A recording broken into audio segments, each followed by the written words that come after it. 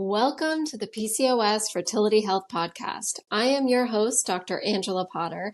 I'm an integrative PCOS fertility doctor, and I am committed to helping you uncover the root cause of your fertility struggles so that you can have the very best chance at getting pregnant with PCOS. And right now, I am taking a few weeks to recharge and rejuvenate myself. So that's why today's episode is a recording of one that aired earlier this year. If you're someone who heard this a few months back and yet you're here because you still aren't pregnant yet, then this information is going to be really important for you to re-listen to. If you are a new listener or you missed this episode the first time around, then great. This is the perfect time to catch this. And be sure to hit subscribe here on the podcast page so that you don't miss out on any of the exciting PCOS fertility episodes that are coming your way. So hit subscribe and enjoy today's episode. New episodes will be coming right at you in the middle of September. Megan, hello. Thank you so much for joining me today. Thank you for having me. Yes, of course. I'm really excited to just be hearing from you today because you have a really inspirational story and you're in a really exciting time in your life. So thank you for being open to share. So let's get started. I would love to first talk about what were you most frustrated with or struggling with before you and I were working together? Gosh, this is a loaded question. I have struggled with a hormone imbalance for 20 years. And, as a teenager, my cycles were never regular. I was told at 17 I had endometriosis. So, you go down the path of treating that. I was put on birth control for a couple of years. That didn't seem to help anything except for maybe regulating my periods, but I was having tough periods. So it was just like 2 decades, honestly, of being really frustrated with my own body. Like, why isn't it, working the way that it was designed and created to work? And almost 10 years ago, my husband and I got married, and, we wanted to start a family. It's always been my dream to be a mom. And I, started with a new OB-GYN, and they were like, "You have PCOS." And I was like, "What's that?" So I immediately Google and I'm like, oh my gosh, I'm going to gain a ton of weight. I'm never going to be able to have kids and I'm going to live with this disease my whole life. And I felt so hopeless. And literally, I'm not trying to knock the physician that diagnosed me, but there was no information given to me. So it was kind of up to me to go and find out, what PCOS is and how can I live with it and how do you cure it? Is there a cure?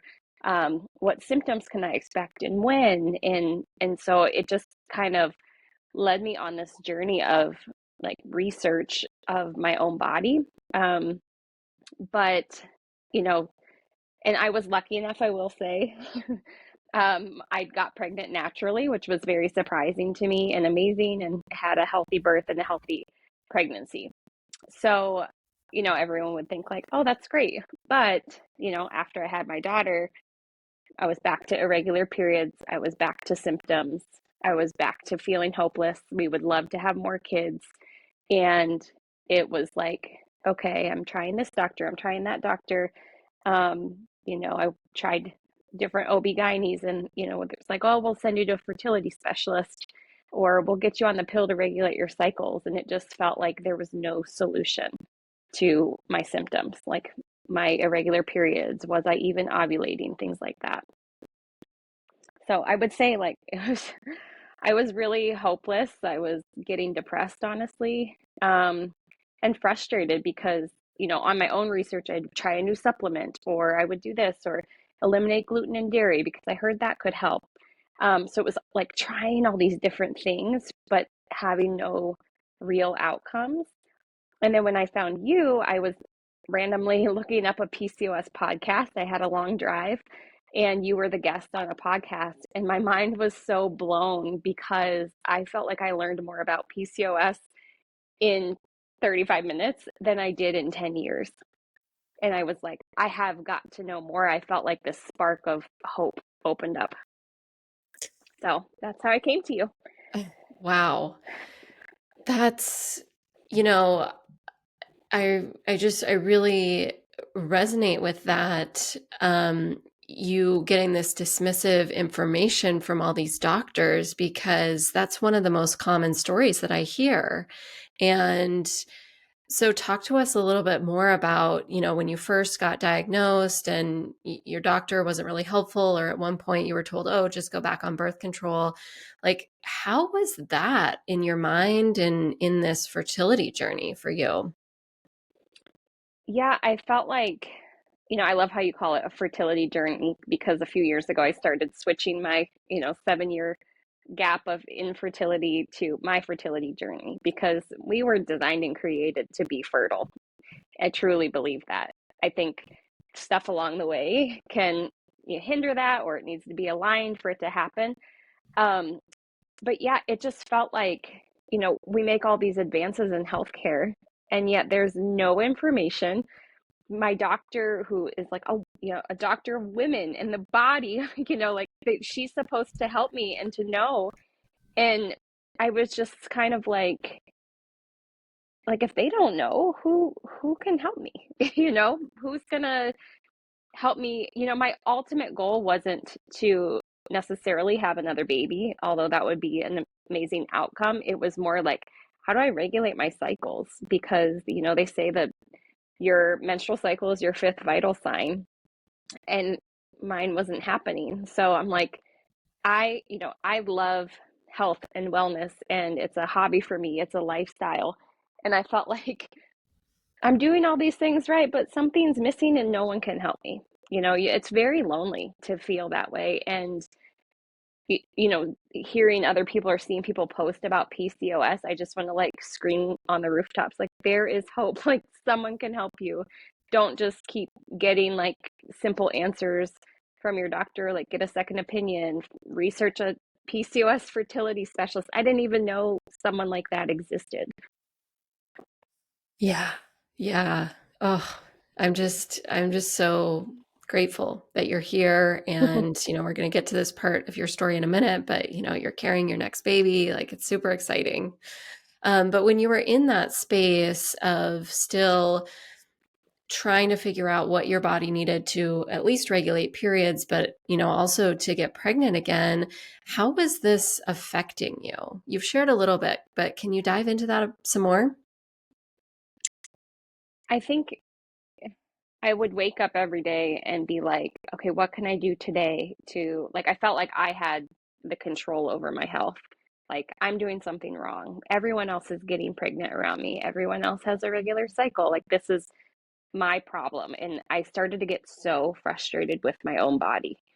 Um, and so it was such a struggle to be like, to find hope again, and also like believe like my body can heal. It's designed to heal. Um, yeah, it was it was depressing, honestly, because like, why can't I just be normal? I want my body to be normal. I've dealt with this for 20 years, and like, why can't something just click? Like, what's the magic supplement, diet? What is it? And I just wasn't sure, what to do next. And then, after working with you, I just had learned so much about my own body, and I'm sure we'll get into that too. But yeah, I think it's probably the most alone I felt in my life because, your friends, my sister has 4 kids. She never dealt with this. And I'm like, does anyone know what PCOS really feels like? Or not to mention just like the absence of a period or ovulation, but it's like you're tired, your cortisol levels can be off, your blood sugar is off a lot of times, there's inflammation in the body, stress trapped in the body. There's so many pieces of it that I just didn't know, and I felt like I was, I don't know, trying trying to fight off all these little things, but really had no basic knowledge about what to do. And I was so desperate. I was like, as soon as I heard your podcast, I'm like, okay, like I remember crying, talking to my husband, and I'm like, I don't know, like, I know IVF is expensive. I don't know what's next on our fertility journey, but I said, I feel like I have to explore this. And he was like, absolutely super supportive. Um, and I think that was the first time too, I kind of let my guard down, even with my own husband, who I love and trust, because it's almost like an internal battle that you have with yourself. Like, I'm supposed to love my body. I'm supposed to do this. I'm supposed to do that. And I'm supposed to be happy I already have a kid. That's huge. Like, some people don't get that opportunity. So I'm being ungrateful if I think that I need more. So it was just such an internal struggle. Well, thank you so much for sharing that because there's so many other women who are struggling with that and are feeling like they have to keep that internalized. And particularly when Mm-hmm. they're getting this information from their doctors, like, oh, just go lose weight or go get it back on birth Mm-hmm. control, and that's supposed to fix it. And so that's Yeah, just perpetuating. it doesn't address all of the other aspects. And yeah, I'm sure I'll talk more about like the other pieces, not even just, work, what's changed after working with you, but there's just a whole, um, there's just more options than you think. Like, it's not just about losing weight. It's not just about cutting something from your diet. And so, and it's not complicated, honestly. I never felt super overwhelmed or frustrated working with you. I felt like everything kept getting better. I started feeling better. And so it was more motivating to like keep doing what I had to do and all those things. But I don't want to give away too many spoilers yet. Well, no, I mean, that's a great transition. Can you share with us what's changed for you since we've been working together? Yeah, I think, I had gone to other natural doctors before, and I will say that was really helpful addressing some maybe like mineral deficiencies, and just overall improving my health. When I started working with you and getting the labs done, and I don't feel like you ordered anything too crazy, but looking at the levels, you know, there's such a range when you get blood work back and they're like, oh, looks normal, like let's move on. But you explaining what optimal levels were for my fertility, just kind of blew my mind because I'm like, but I'm in the range, right? Like that should be good.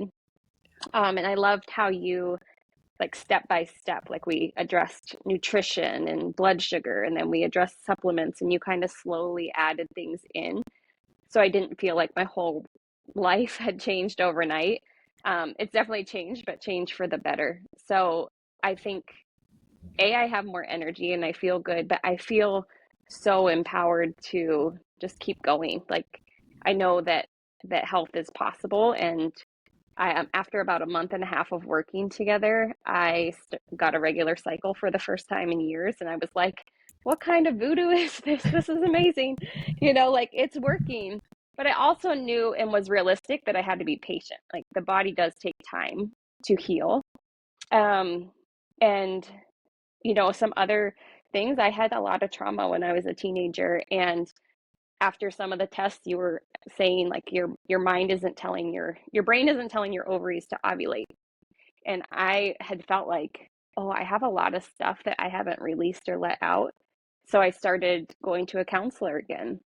And I think that was even a piece of this journey for me, was healing through some of that trauma and kind of like just opening my body to function the way it was meant to without blockages, if that makes sense.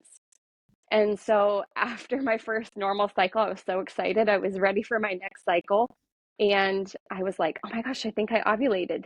I really do. You started cluing me in on signs of ovulation, and we started talking about how to get my eggs in a healthy place. But you definitely were like, it takes a couple months, 3 months for your eggs to get, into a healthy space. So I was like, totally, like I'm going to be so patient. This is great. So I'm waiting for my next period. So excited that I ovulated. So excited that I had a period the month before and no period came. And I was like, okay, don't be defeated. Like, it takes time. And then, like every month for the last 7 years, you take a pregnancy test because that's what you're hoping and wishing for. And for the first time in 7 years, I had a positive pregnancy test. So I'm almost 21 weeks pregnant right now. Oh, God, I've sent this to you many times before, but congratulations. Like, I'm Thank just you. so excited, and your story gives me goosebumps. Like, oh, yeah. And for where you were when we first started working together to where you are now, it's just really an honor to be here with you on this journey. Thank you. I'm so glad that you're walking with me. And, you know, obviously this was the desired outcome, but even the fact that I had that regular cycle and was feeling better and sleeping better, and it makes me more excited for my postpartum journey to know that I can get back to that. My body can get back to that, and I can thrive after this pregnancy too, but also have a healthy pregnancy. Because I think a lot of times too, people with PCOS or hormone imbalance or infertility, whatever it might be, the goal is like, just get pregnant, just get pregnant. I just want to get pregnant. And I know that feeling, like 7 years of looking at tests with only one line instead of two. Like, it's hard. I am not going to downplay that at all. It's devastating. And I think with you, your approach was like, yes, that's the goal, but how do we get your body in a place where it can get pregnant, but sustain it as well and have a natural, healthy pregnancy? And I will say, like, this pregnancy, it's been hard, like normal hard, like, a lot of nausea, vomiting the first trimester, but baby's healthy. I'm good. Like, everything's going well. And I'm just so thankful that even in the short time that we worked together, that my body was in a healthy place to have, to accept, this egg and fertilize it and turn it into a baby. So I'm just really, really excited.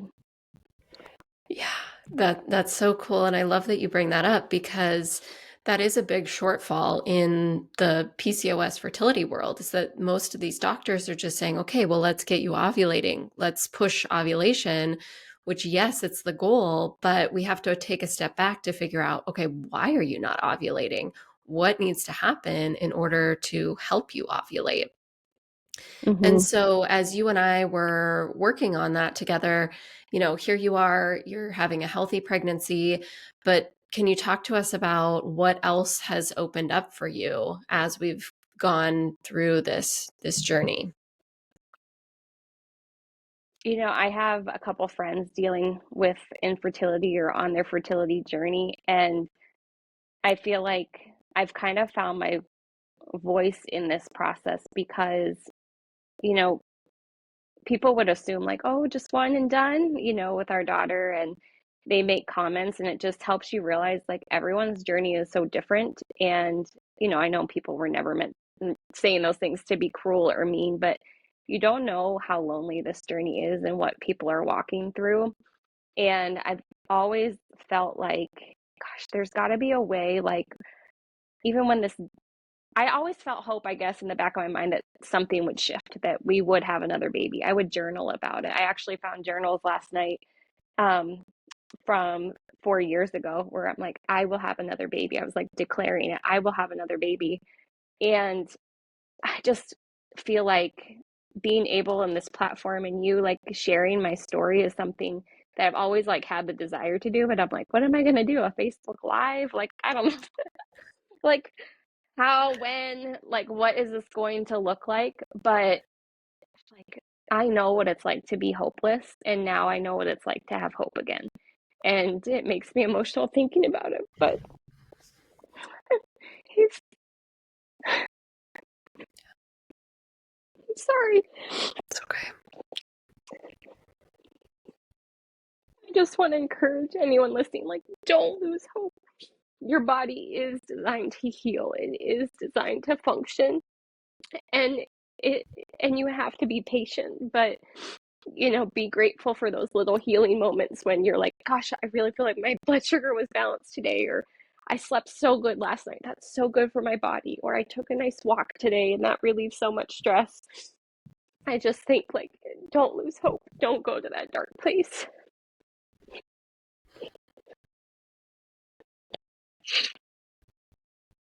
Yeah, that's so powerful, Megan.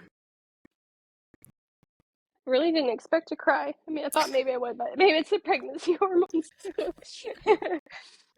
It's okay. It's okay. Thank you so much for sharing those words of hope to others who are in the same place as you were just, months ago. Yeah. Well, Megan, what are you grateful for? So many things, honestly. And part of I recommend this to everyone is, start with 3 things every morning that you can be grateful for. I think getting your head in the right place is key when you're dealing with your fertility journey.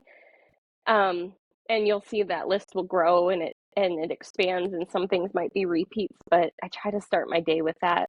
And it's just a huge practice and part of my life. But I'm so grateful for knowing that my body is designed and created to function, and it's on, it's happening for me. And I'm so grateful I get to share my story, and I just am so thankful for renewed hope. Yeah. And for you, for for that podcast I randomly listened to one day.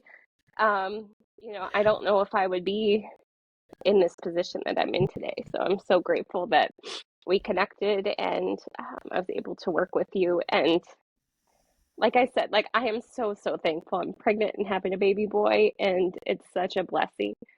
But even before that, like finding out that my body could heal. So even if fertility isn't someone's like end goal, but you're struggling with PCOS and you're like, you're suffering from symptoms, just find hope that your body can heal from that too. Yeah. Oh, that's wonderful. Thank you. Thank you for sharing that. You were reading 4 years ago that you were declaring that you would get pregnant one day.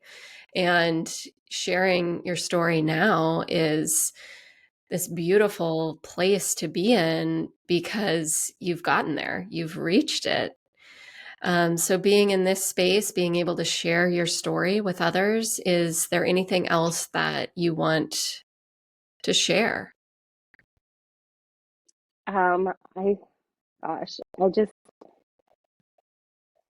maybe I sound like a broken record, but don't lose hope. Find ways to find gratitude with your day, with your body, the way it is functioning for you, and know that your body isn't fighting against you. I think that just creates this struggle internally where you're like, I've been there. I've been so frustrated. Like, I'm doing everything right. I'm not eating anything bad. I'm working out. I'm doing this. I'm drinking water. I'm taking supplements, and it's not working. Um, and I get it. It's exhausting. It's like being on a hamster wheel. Like you just keep going and going and hoping for a change. Um, but I want to encourage you, like, change is possible, but sometimes you have to tweak the process a little bit, or consult a new doctor, or, whatever it might be. I think empowering yourself with knowledge too about PCOS. Like, I didn't even know there were different types of PCOS until I heard your podcast. And I had it, for 10 years, I think probably longer, honestly, but since I was diagnosed about 10 years.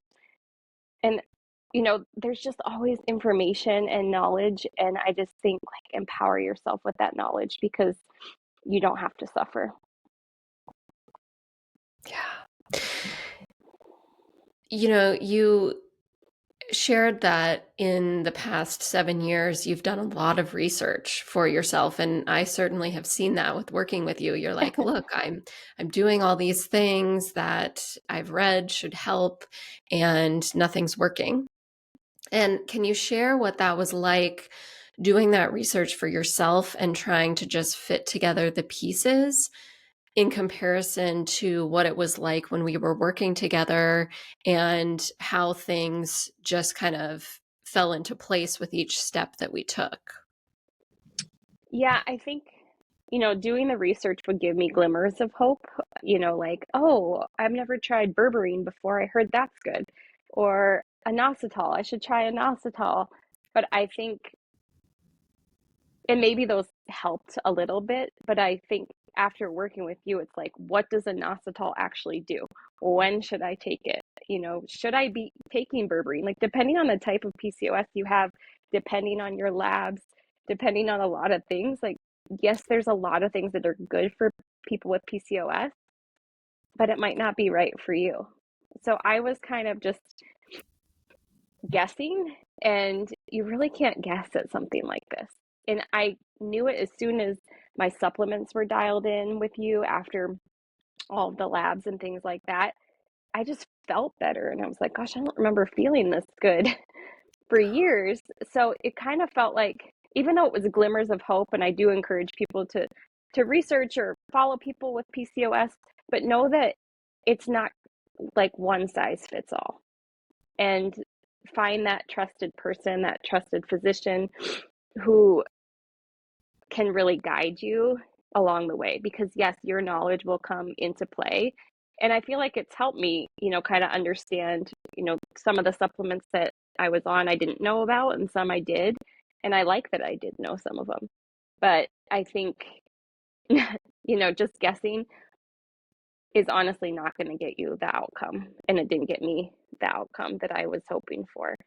And, getting that regular cycle a month and a half later, I was like, that's what worked, like it was so dialed in on what my body actually needed to thrive and to get my hormones balanced. And like I had a, not that this is a protocol for maybe every patient, but I did a cortisol test.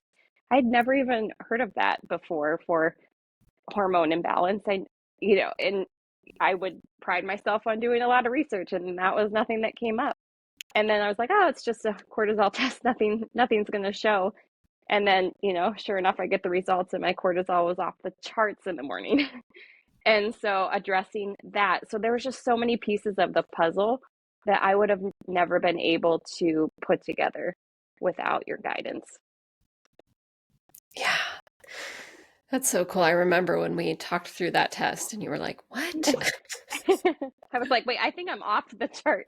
How does that happen? And there was a lot of Yes. like fight or flight when I woke up in the morning. And, I think